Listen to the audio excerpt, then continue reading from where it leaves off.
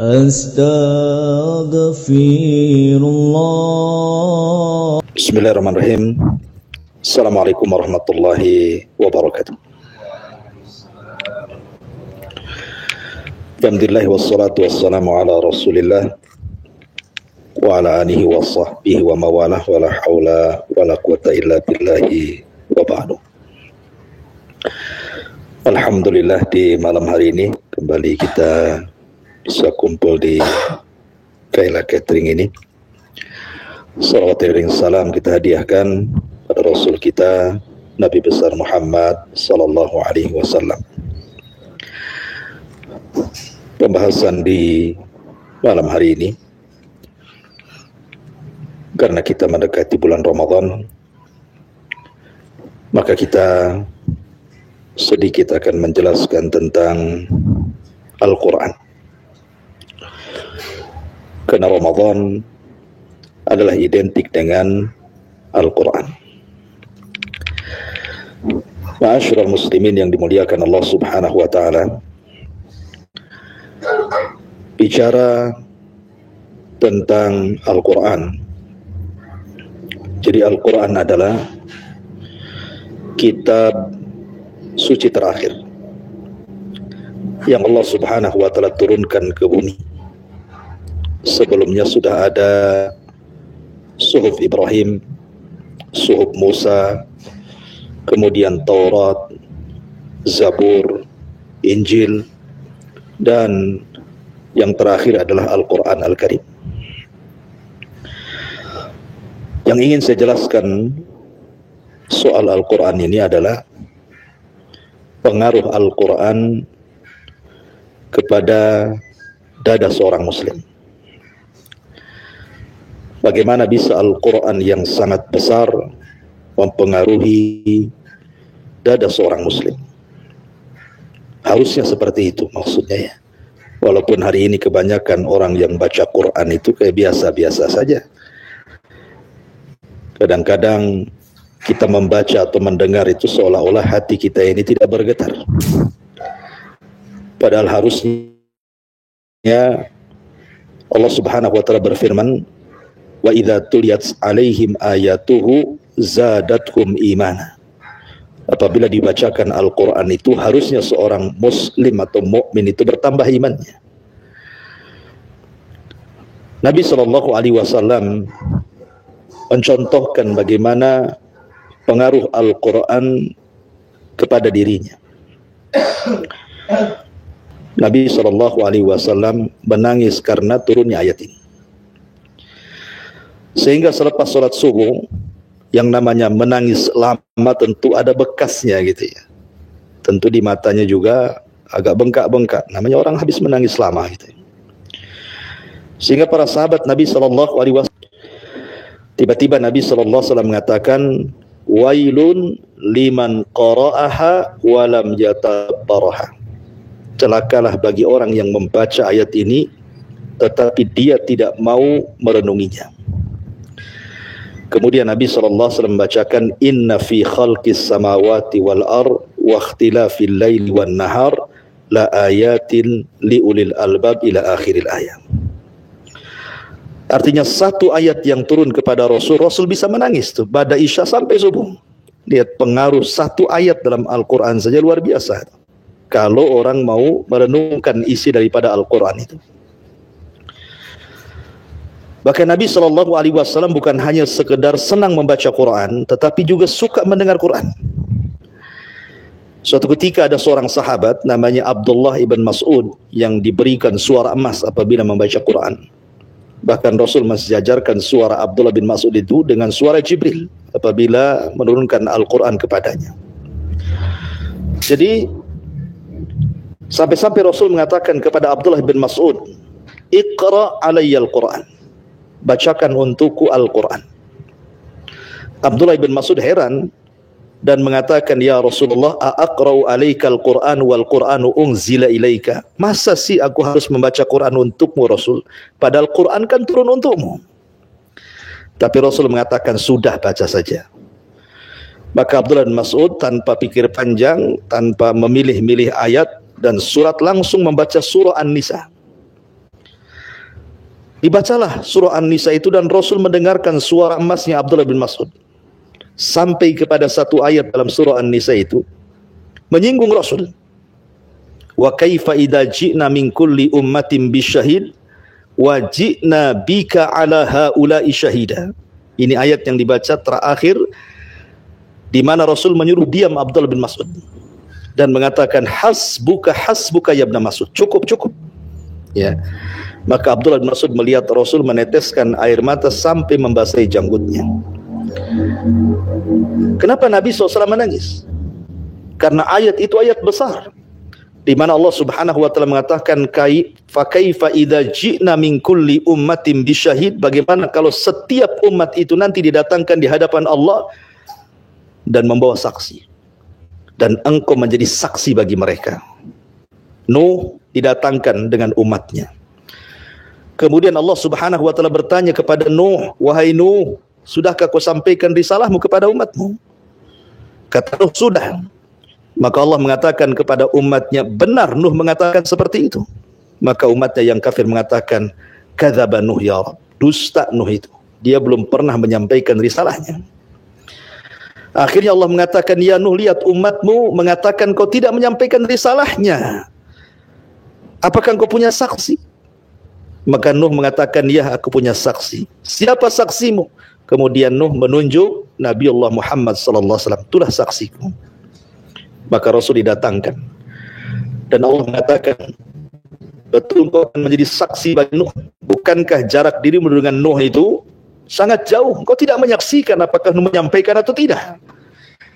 Maka Rasul mengatakan, "Walaupun aku tidak hidup di zaman Nabi Nuh," kata Rasul, "tetapi menyampaikan Nuh risalahnya kepada umatnya adalah dirimu sendiri yang dicantumkan dalam Al-Quran." Kemudian Rasul membacakan surah tentang bagaimana Nuh menyampaikan risalah kepada umatnya. Makanya Rasul sedih gitu ya. Bagaimana bisa dia jadi saksi bagi semua umat sejak zaman Nuh sampai yang terakhir meninggal. Maka Rasul terpengaruh dengan ayat itu. Itu bagi yang tadabbur Al-Quran maksudnya. Bahkan suatu ketika Nabi SAW ketika turun ayat surah Al-Hasyr kalau tidak salah atau ayat yang lain, di mana Allah Subhanahu wa taala mengatakan, "Ya ayyuhalladzina amanu la tarfa'u aswatakum fawqa sautin nabi." Wahai orang-orang yang beriman, janganlah kalian meninggikan suara kalian di atas suara nabi kalian. Dan seterusnya ayat ini turun.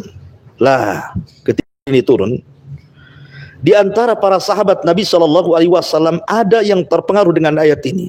Siapa dia? Hasan Thabit ibn Qais al-Mushammas. Thabit ibn Qais al-Mushammas namanya. Tiba-tiba Thabit kemudian setelah mendengar ayat ini, dia tidak pernah datang lagi di majelis-majelis Nabi, kecuali hanya sholat, kemudian pulang dan menangis sepanjang hari.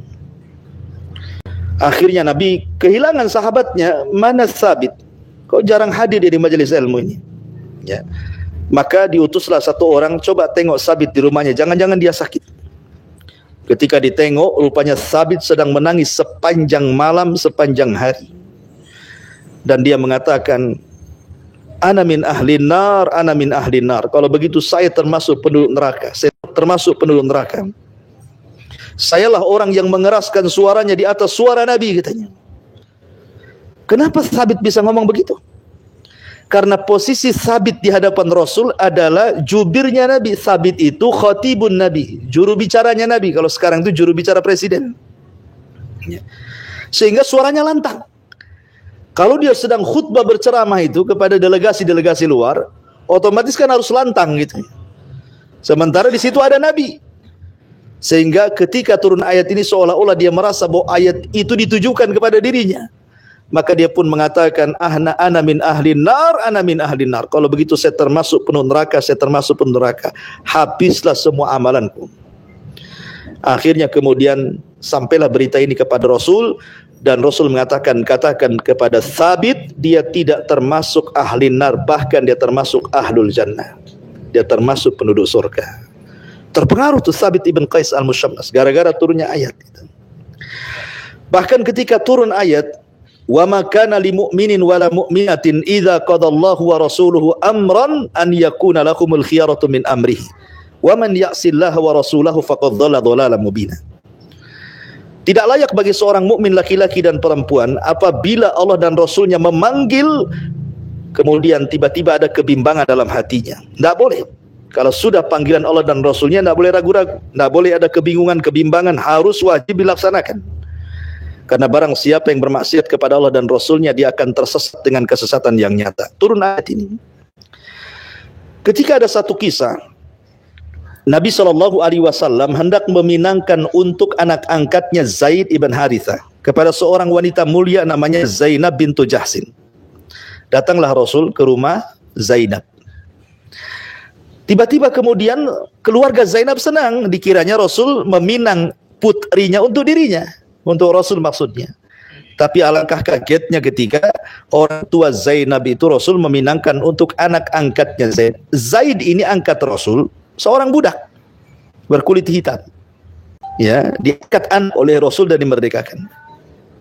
Sehingga Zainab ini, orang tua Zainab ini tidak mau gitu loh. Apa tidak ditawarkan kepada Abu Bakar, Umar, Utsman, Ali? Kenapa mesti Zaid gitu maksudnya? Kan ada orang yang lebih mulia. Kalaupun kau tidak mau, wahai Rasul, tawarkan kepada Abu Bakar, tawarkan kepada Umar, Utsman, Ali atau sahabat yang lainnya. Janganlah Zaid gitu maksudnya. Kemudian Nabi SAW terdiam sampai turun ayat yang saya baca. Tidak layak bagi seorang mukmin laki-laki dan perempuan kalau Allah dan Rasulnya merintahkan sesuatu untuk ada kebimbangan. Ketika turun ayat ini, maka satu keluarga mengatakan sami'na wa ata'na. Nah, ini kalau sudah perintah dan Rasulnya, apa mau dikata? Maka menikahlah Zainab dengan Zaid. Walaupun pernikahannya tidak lama, kemudian cerai dan Rasul menikahi Zainab, menikahi bekas istri anak angkat. Kenapa? Untuk menghilangkan tradisi jahiliyah yang mengharamkan tidak boleh menikahi bekas istri anak angkat. Kenapa? Untuk membedakan antara posisi anak angkat dan anak kandung, itu maksudnya. Jadi kalau bekas istri anak kandung tidak boleh, karena disebut mahram mu'abbad. Kalau sudah pernah dinikahi anaknya, dicerai anaknya, orang tuanya tidak boleh menikahi. Tapi kalau anak angkatnya boleh, karena anak angkat tidak ada hubungan dengan orang tua angkat. Tidak ada hubungan mahram, tidak ada hubungan wali, tidak ada hubungan waris, ya hanya kebaikan mengangkat dia saja. Ya. Dia sama dengan yang lainnya, cuman diangkat aja jadi anak gitu maksudnya ya. Rasul ingin membatalkan ini semuanya, makanya Rasul menikahi Zainab bintu Jahsin atas perintah Allah. Ya, Allah yang memerintahkan dengan turunnya surah Al-Ahzab itu. Ya, tapi dari sini menunjukkan bagaimana Rasul dan para sahabat itu apabila Al-Qur'an itu turun, pengaruhnya besar ikhwan. Quran itu. Ya. Bukan hanya itu saja. Ada seorang raja ini orang kafir. Orang Nasrani. Dia raja besar menguasai daratan Afrika yang disebut dengan Najasyi, penguasa Ethiopia.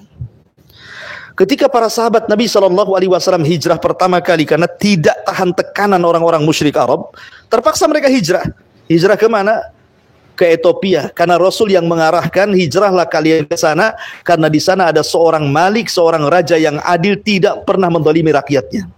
Berangkat nih para sahabat dipimpin oleh Ja'far, Utsman bin Affan dan yang lainnya. Hanya beberapa orang dan beberapa keluarga saja. Tapi orang-orang musyrik ini tidak terima. Walaupun mereka sudah hijrah, diburu oleh mereka. Tetap mereka harus pulang dan harus menanggung akibat karena mereka memeluk agama Rasul. Lah ketika kemudian mereka dipimpin oleh Amr ibn As, sebelum itu belum masuk Islam ini. Ya. Dan juga yang lainnya, Abu Sufyan menginginkan agar Raja Najasyi mengembalikan sahabat-sahabat itu. Tapi Najasyi ini bukan orang bodoh, orang cerdas. Dia ahli kitab, dia Nasrani tapi banyak membaca kitab-kitab. Sehingga tidak bisa kecuali harus dapat alasan. Kenapa saya harus mengembalikan orang-orang ini ke Mekah? Akhirnya dipanggillah Ja'far sebagai juru bicara dari kaum muslimin dan juru bicara orang kafir Abi Sufyan, berdialoglah di hadapan Raja Najasyi. Maka Raja Najasyi bertanya, salah satunya, apa yang membuat Anda tertarik dengan agama Muhammad itu? Tiba-tiba kemudian Ja'far membacakan surah Maryam. Ya, surah Maryam. Kaf ya ha ain sad gitu. Dzikra rahmati abdahu Zakaria ila akhiril ayat. Ya, ketika Raja Najasyi mendengar dibacakan surah Maryam oleh Ja'far ini, Najasyi tidak paham Quran. Namanya dia orang Ethiopia, bahasanya bukan bahasa Arab. Ya sama kita bahasa Indonesia kan tidak bisa, kalau nggak belajar bahasa Arab kan nggak paham bahasa Arab. Ya, Najasyi tidak paham isi Quran itu. Tetapi Quran itu kan bukan ucapan manusia, Quran itu ucapan Allah. Ketika dibaca itu, tiba-tiba Najasyi menangis. Loh, kok bisa? Tidak paham Quran, tiba-tiba ketika Quran dibacakan oleh Ja'far, menangis dia. Sampai balla lihiyatahu, sampai janggutnya penuh dengan air matanya, dijelaskan dalam sirah seperti itu. Lihat bagaimana Al-Quran mempengaruhi seorang raja kafir. Ya, padahal itu di istananya, dia orang nomor 1 di situ. Dan ini pendatang, membaca Quran tidak paham isinya, hanya dibacakan tiba-tiba menangis. La haula wala quwata illa billah. Luar biasa pengaruh Al-Quran itu, sampai mempengaruhi seorang raja kafir. Ya. Bahkan lebih daripada itu, malaikat ini kan besar badannya, ikhwan. Ketika Nabi SAW disifatkan oleh Allah Azza wa Jal tentang besarnya badan malaikat itu, Rasul pernah mengatakan, Allah mengizinkan aku untuk melihat besarnya malaikat pemikul arsy. Kemudian Nabi SAW menjelaskan bahwa kakinya itu di bawah lapisan bumi yang paling bawah, kemudian menjulang badannya sampai menembus langit pertama sampai ke-7, sampai bahunya memikul arsy Allah Subhanahu wa taala. Besar sekali malaikat ini, kawan. Malaikat itu makhluk yang besar. Ya, makhluk besar-besar itu. Tetapi kalau ada orang baca Quran, malaikat itu melemah. Ya. Malaikat itu langsung tunduk dengan bacaan Quran itu. Sampai suatu ketika seorang sahabat namanya Usaid ibn Khudair radhiyallahu an, Usaid ibn Khudair ini membaca Quran. Di sampingnya ada kuda dan ada anaknya Yahya sedang tertidur. Di malam itu dia membaca Quran karena himmahnya, semangatnya para sahabat itu setiap waktu kalau mereka senggang pasti mereka baca Quran. Jadi nggak kayak kita gitu ya, baca Quran itu di program gitu.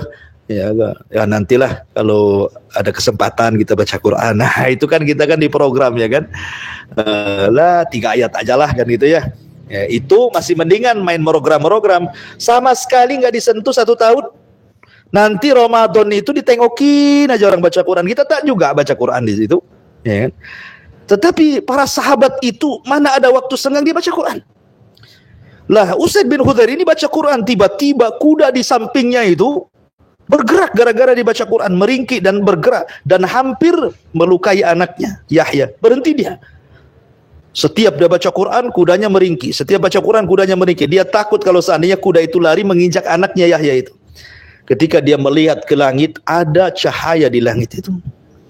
Keesokan harinya dia bercerita kepada Nabi SAW, ya Rasul, semalam saya membaca Quran. Kalau bukan karena takut Yahya putraku diinjak kuda, aku akan terus membaca Quran. Kata Rasul, kenapa kau tidak baca? Baca terus. Kalau engkau terus membaca malam tadi, maka 70.000 malaikat akan turun dari langit dan manusia akan melihatnya. Lihat bagaimana pengaruh malaikat gitu ya, turun ya ke bumi. Kalau engkau terus membaca, 70.000 malaikat akan turun dan manusia akan melihatnya. Luar biasa gitu ya. Makanya para malaikat itu ada sayyahun yang pergi ke sana kemari apabila ada majelis ilmu seperti ini, atau ada orang yang membaca Quran, atau antum sedang baca Quran di kamar, atau ibu sedang baca Quran di kamar, itu malaikat dari mana-mana itu ada di atas kepala kita memanggil kawan-kawannya dan mengatakan halumma halumma wahai para malaikat, malaikat kemari, sampai mereka bertumpu-tumpu sampai ke langit. Itulah hadis Nabi SAW, majtama'a qaumun fi baiti min buyutillah yatsluna kitaballah wa yatadarasunahu bainahum illa nazalat alaihimus sakinah wa ghasyiyatuhumur rahmah wa haffathumul malaika wa dzakarallahu fi man indah. Kalau ada sebuah majlis dibacakan Al-Quran di situ, kecuali ditebar rasa tenang, rahmat, dan malaikat akan mengepak-ngepakkan sayapnya di atas kita. Artinya bahwa bacaan Quran itu pengaruhnya besar. Ya, malaikat saja sampai terpengaruh gitu dengan bacaan Quran itu. Contoh yang lain, Anda kira kayu. Kayu itu kan makhluk tidak berakal. Kayu tidak bergerak. Ya kan? Kayu, seonggok kayu yang antum tebas dari pohonnya pasti mati. Kalau sudah mati hanya seonggok kayu saja. Ya. Tapi lihat bagaimana kayu yang kita anggap barang mati, rupanya Al-Quran bisa mempengaruhi. Nabi SAW suatu ketika berkhutbah di atas mimbar. Tiba-tiba ketika mendengar dia membacakan ayat Al-Quran itu, di atas mimbar itu, membacakan Al-Quran, rupanya kayu di bawah itu, pelepah kurma itu, menangis dia. Dan sahabat mendengarnya. Kaget para sahabat. Ketika Rasul membacakan ayat Al-Quran ketika khutbah, tiba-tiba pelepah kurma itu menangis. Rasul turun dari mimbar, dipeluknya lah itu kayu kurma itu, diusap sampai akhirnya tangisannya berhenti. Kata Rasul, kalau aku tidak usap maka dia akan menangis sampai kiamat, katanya. Allah, luar biasa. Kayu loh ya, bisa terpengaruh dengan Quran. Ya.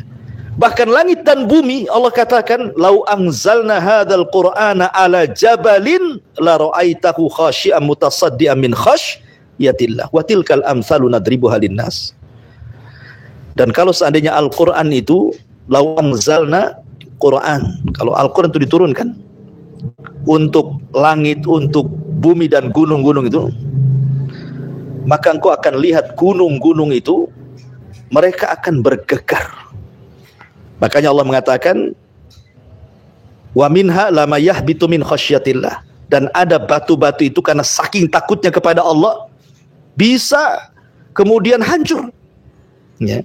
Makanya Allah mengatakan, lau anzalna hadzal Qur'an ala jabal, kalau seandainya kami turunkan Quran itu untuk gunung, maka engkau akan melihat gunung itu khusyuk dan akan bergetar.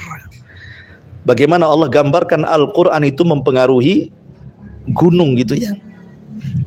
Bahkan bukan hanya itu, jin saja. Ingat kisah jin Nasibin, jin 7 jin yang pertama beriman. Itu kan nyasar jin-jin ini ke kebun kurma miliknya Mughirah. Nabi ada di kebun kurma itu sedang sholat subuh. Kemudian Nabi SAW membacakan ayat dalam sholat subuh itu. Tiba-tiba jin itu, jin kafir, beriman hanya mendengar satu ayat dibacakan Rasul, satu surat dibacakan Rasul, langsung beriman. Pertama mendengar, beriman langsung. Sampai Allah gambarkan bagaimana jin-jin itu beriman kepada Al-Quran, dan sampai Allah sebutkan dalam satu surat, bahkan suratnya sampai diberi nama suratul jin, surat jin. Qul uhiya ilayya annahu istama'a nafarun minal jinni faqalu inna sami'na qur'anan ajaba. Luar biasa ya, jin aja sampai terpengaruh gitu ya. Jadi malaikat terpengaruh, jin terpengaruh, gunung terpengaruh, sampai kepada kayu-kayu terpengaruh. Ini kan luar biasa Al-Quran ini. Ya, bisa mempengaruhi semuanya gitu kan. Lah pertanyaannya, terpengaruh enggak kita ini dengan Al-Quran? Padahal sudah saya jelaskan pengaruhnya besar Quran itu kan. Rupanya beda pula gitu ya. Kalau kita baca Quran, kita mendengar Quran itu, kondisi kita beda dengan kondisi salafun saleh. Dengan orang-orang dulu kalau mendengar Quran itu luar biasa gitu ya, takutnya, khusyuknya. Kita ini kayak biasa hambar gitu ya. Kenapa pertanyaannya? Maka jawabannya Allah katakan, afala yatadabbarunal Qur'an am ala qulubin aqfaluha. Kenapa engkau tidak merenungkan Al-Quran? Ataukah hati kalian terkunci? Jadi hati kita ini kenapa tidak bergetar ketika membaca Quran? Karena sudah terkunci, ada gemboknya hati itu. Ya. Kenapa ada gemboknya? Karena terlampau banyak maksiat. Satu maksiat itu meletakkan satu titik hitam di hati. 2 kali maksiat, 2 kali titik hitam. 1000 maksiat, 1000 titik hitam. Apabila sudah penuh dengan hitam, maka akan jadi ron. Kallabal rana ala qulubin. Akan jadi penyakit, dan itu susah orang itu lembut hatinya walaupun dia baca Quran tuh. Ya. Makanya kenapa ketika membaca Quran supaya terpengaruh, jernihkan hati. Utsman bin Affan mengatakan, lau tahurat qulubuna masabi'na min kalami rabbina. Kalau bersih hati kita, kita tidak akan pernah kenyang untuk membaca Quran. Ya, karena hati kita kotor inilah, banyak hasadnya, banyak dendamnya, banyak murkanya gitu ya, banyak emosinya, dengkinya. Itulah susah jadi Quran masuk. Ya, cobalah kok hati ini dibersihkan dulu, baru nanti kita bisa rasakan lezatnya membaca Quran itu. Sekarang ini kayaknya susah orang baca Quran itu, nggak lezat ya kan. Baru duduk aja beberapa ayat itu pantat nih kayak ada apa gitu ya, kayak disuntik-suntik saja. Ya, kayaknya sudah nggak suka duduk, maunya cepat pergi saja. Itulah bedanya. Dulu Quran itu di zaman Nabi, ikhwatu fiddin yang dimuliakan Allah Azza wa Jalla, dijadikan sebuah bacaan rutinitas. Karena kesibukan para sahabat itu baca Quran, baca Quran, baca Quran. Itulah kesibukan mereka. Tidak di masjid, tidak di rumah, tidak di mana, tidak dalam jihad. Mereka baca Quran. Contoh saja ketika Nabi SAW malam-malam masjid Nabi gelap. Ya, masjid Nabi itu gelap. Lain dengan masjid sekarang terang gitu ya. Saking terangnya aja nampak orang bawa dompet gitu kan. Zaman sekarang itu. Zaman dulu kan gelap, gak ada listrik, gak ada lampu gitu. Sehingga Nabi masuk ke masjid tidak tahu. Tetapi malam kebiasaan para sahabat tahajud bahkan di Masjid Nabawi. Di sini, di sana, penuh Masjid Nabawi itu dengan para sahabat tahajud tiap malam. Jadi Nabi SAW ingin mendengar bacaan Quran yang dibaca dalam solat oleh para sahabat. Di situ ada Umar sedang baca Quran. Umar ini orangnya suaranya lantang, teriak-teriak dia baca Quran. Rasul dengerin saja. Habis itu dia pindah Abu Bakar Siddiq. Lain Umar, lain Abu Bakar. Abu Bakar pula nyaris tak terdengar bacaannya. Tangisannya pula yang keras. Ya. Kemudian berpindah kepada Abdullah ibn Mas'ud. Rasul suka dengan bacaan Abdullah ibn Mas'ud. Kenapa? Karena tidak terlalu keras teriak-teriak, tidak pula terlalu lirih, sedang-sedang saja. Dan Abdullah ibn Mas'ud saya katakan di awal memiliki suara emas gitu ya. Maka dari sini turunlah ayat wala, jangan kalian mengeraskan dalam solatmu seperti Umar berteriak-teriak, wala tukhafit. Jangan pula melirihkan seperti Abu Bakar. Wabtagi baina dzalika, ambil yang tengah-tengah seperti Abdullah ibn Mas'ud. Masalah apa maksudnya di sini? Rasul ketika malam-malam gelap gulita ke masjid itu semua orang baca Quran dalam solat mereka. Karena Quran di zaman para sahabat diletakkan di dada. Di zaman itu belum ada mushaf, ya kan? Kemudian suatu malam Rasul keliling menemui rumah-rumah orang-orang Ansor itu. Semua rumah keluar baca Quran. Yang punya usaha. Jadi memang ini sebenarnya pilihan. Bekerja atau tidak, kita bisa memilih kecuali yang sudah dengan kontrak kita saja ini ada tawaran-tawaran. Apakah sebaiknya itu kita tinggalkan demi ibadah kita di bulan Ramadan supaya khusyuk, atau kita tetap mengambil tawaran tapi misalnya dengan melakukan sholat tarawih ataupun mungkin lebih jeleknya lagi sampai mengganggu sholat maghribnya, karena melayani orang berbuka puasa dengan porsi yang besar itu sangat menguras waktu dan tenaga ketika berbuka. Ya, alhamdulillah. Orang menghadapi Ramadan itu kan macam-macam. Ramadan tamu besar. Harusnya kita bahagia dengan kedatangannya. Tapi orang-orang yang nyambut Ramadan macam-macam. Ada yang susah. Sudah kebayang tuh laparnya, padahal belum puasa. Kayak gitu ya. Di puasa, udah kebayang laparnya, padahal Ramadan aja belum masuk, tapi udah kebayang susahnya. Ada orang yang seperti itu, susah sebelum masuk Ramadan. Ya.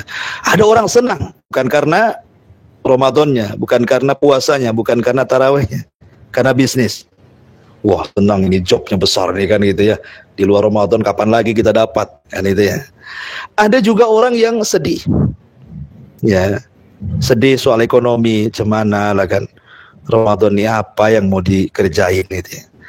Ada juga yang tawakal betul-betul, dia senang dengan datangnya Ramadan. Itulah yang diinginkan kita sebenarnya. Ramadan itu kita tidak dilarang untuk mencari maisha. Kita tidak dilarang untuk mencari rizki. Tidak. Siapa yang melarang kita? Wabtaghu indallahi rizki. Carilah rizki kepada Allah Subhanahu wa ta'ala. Tapi kalau sampai kemudian dunia ini mengabaikan ibadah, yang itu hanya setahun sekali kan itu ya, saya kira sangat merugikan sekali. Karena 1 bulan Ramadan itu bisa menggugurkan dosa 11 bulan. Dan dengan tidak disibukkan dengan dunia bukan berarti kemudian rizkinya akan ditahan, tidak. Karena rizki sudah dicatat di Lauhil Mahfuz. Ya jangan tidak percaya, malaikat yang ngasih rizki tidak mungkin salah alamat. Kalau salah alamat tuh itu judul lagu tuh kan itu. Tetapi malaikat itu kalau ngasih rizki nggak mungkin salah alamat. Walaupun kita berusaha keras pun kalau sudah ditulis di Lauhil Mahfuz hari ini dapat sekian, sekian, tidak mungkin bertambah, nggak mungkin berkurang. Makanya sering saya katakan bahwa Ramadan ini fokuslah untuk ibadah. Ya ambillah dunia sekedarnya, terutama ya orang-orang yang sudah berumah tangga, ya khususnya yang sudah berumah tangga lah. Kalau anak-anak muda ini kan tidak paham, ya kan, kalau belum berumah tangga. Ya ini pesan kepada suami atau kepada istri gitu ya. Jangan bebankan suami seperti beban di luar Ramadan. Begitu juga sebaliknya. Janganlah suami membebankan istri seperti beban dia di luar Ramadan. Sama-sama meringankan, supaya sama-sama bisa ibadah, bisa taraweh, bisa tenang, berpuasa, sama-sama masuk surga gitu maksudnya ya. Ya jangan Pak istri menekan suami atau suami menekan istri gitu kan. Akhirnya suaminya khusyuk lah tarawih, istrinya nguap-nguap pula karena kecapean gitu kan. Ya kalau bisa itu ya seimbang lah ya. Nah, jadi supaya masuk surganya sama-sama, supaya juga dosanya juga diampuni sama-sama, ya kan. Termasuk juga para pembisnis. Ini kan bulan mulia ya. Ya ambillah sekedarnya. Kalau memang tidak mengganggu aktivitas seperti memberikan iftar ya bagus juga gitu kan. Tapi jangan sampai kemudian meninggalkan sholat maghrib berjamaah. Nah, gitu ya, diupayakanlah bagaimana caranya. Sholat maghrib berjamaah jangan sampai tinggalkan. Intinya bahwa mencari dunia itu tidak dilarang. Yang dilarang itu kalau melalaikan. Makanya Allah mengatakan alhaqumut takatsur hatta zurtumul maqabir kalla sawfa ta'lamun tsumma kalla sawfa ta'lamun. Wallahu a'lam. Iya. Baca Quran itu tidak dibatasi tempat dan waktu sebenarnya. Tidak harus mesti datang ke masjid duduk, tidak. Sekarang kan ada handphone. Anda lagi bekerja duduk seperti ini, pegang handphone tadi sampai ayat berapa dicontreng gitu ya. Nanti kerja lagi duduk diterusin lagi, dapat berapa ayat berhenti lagi.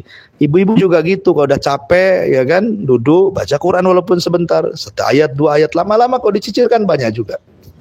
Ya innal jibala minal hasa, dalam sebuah syair itu gunung itu besar karena terkumpulnya butiran tanah, butiran pasir. Gunung itu kan isinya pasir. Yang dikumpul-kumpul, oh jadi gunung kan gitu ya. Artinya kalau sedikit-sedikit lama-lama jadi gunung juga. Lama-lama selesai juga. Ya, daripada kemudian dari pagi terus dihantam gitu kan. Akhirnya sariawan. Nah, cuman baca sehari aja banyak, besoknya pula berhenti. Nah, gitu ya. Makanya kenapa Rasul mengatakan khairul a'mal khairul amal, sebaik-baik amal itu adalah sesuatu khairul a'mal adwamuha wa in qalla. Sebaik-baik amal itu yang istiqomah walaupun sedikit tapi terus menerus gitu ya. Ibaratnya antum ini ya tidak makan berat tetapi ngemil gitu ya. Yang penting ngemilnya aja yang banyak gitu. Ya, begitu juga baca Quran. Kalau tengah-tengah kesibukan kan tidak mungkin. Ya kan, tapi kan bisa bawa handphone aplikasi gitu. Apa susahnya? Kalau malas mendengar. Ya, kalau malas baca Quran kan bisa kita handphone pakai handset gitu ya, atau didengar dia. Biar kita dengar Quran. Oke, hari ini dengar Al-Baqarah. Besok lagi Al-Imran, besok terus begitu. Lama-lama hatam juga antum mendengarkan Quran itu. Walaupun berbeda pahalanya dengan membaca gitu. Tapi itu sudah lumayan daripada sama sekali tidak dengar. Ya. Wallahu a'lam. Ya, saya kira cukup sampai di sini. Mudah ada manfaatnya. Subhanallah bihamdika asyhadu an la ilaha illa anta astaghfiruka wa atubu ilaik. Wallahu ta'ala. Assalamualaikum warahmatullahi wabarakatuh.